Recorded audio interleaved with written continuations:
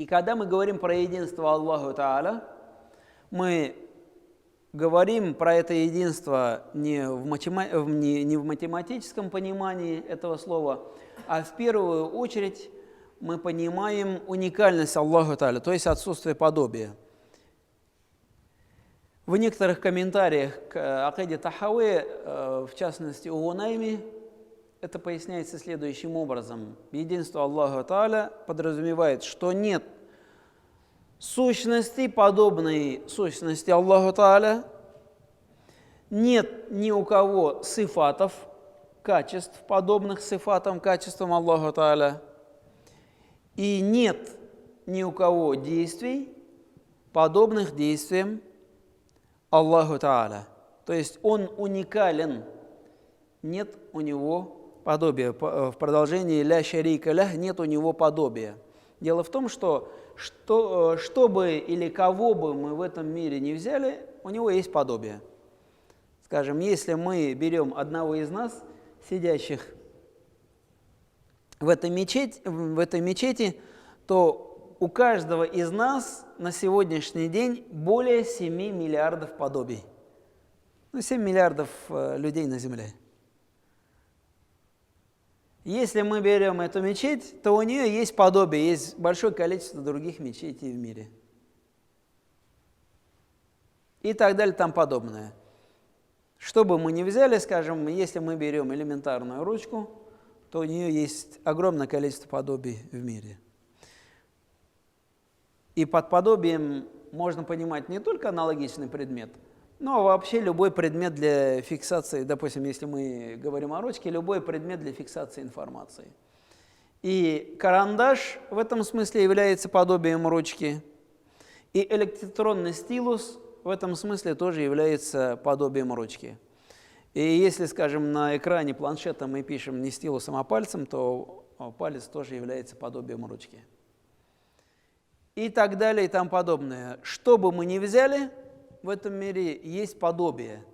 Даже если мы возьмем вещи совершенно не похожие друг на друга, вроде бы, но если мы углубимся в их состав, то все, что мы видим, и все, что мы не видим, то есть все, что существует, вся материя, она состоит из атомов и молекул.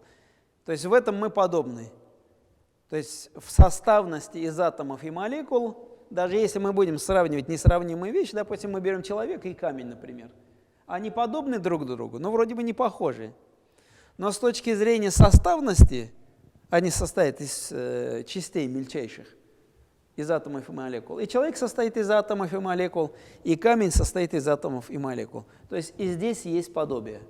Что касается Аллаха Тааля, то у него подобия нет. Ни в сущности, то есть нет другого божества, кроме него, мы говорим. Ни в сифатах.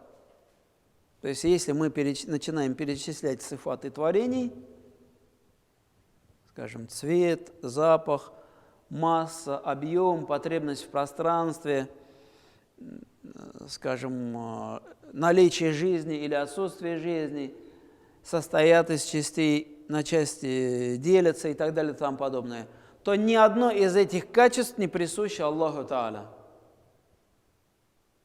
Мы об этом еще будем говорить. Он уникален. Ну и, соответственно, нет ни у кого действий, подобных действиям Аллаху Тааля. Никто не способен, например, создать мир. Если мы сравниваем, допустим, человека и Аллаху Тааля, то, условно, мы иногда в отношении человека употребляем глагол «создал». Скажем, говорим, что художник создал картину, на самом деле он ее не создал.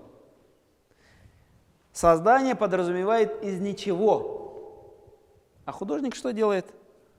Он берет готовый материал, холст, берет готовую краску, в основе которой какие-то, скажем, природные материалы, и наносит эту краску на холст.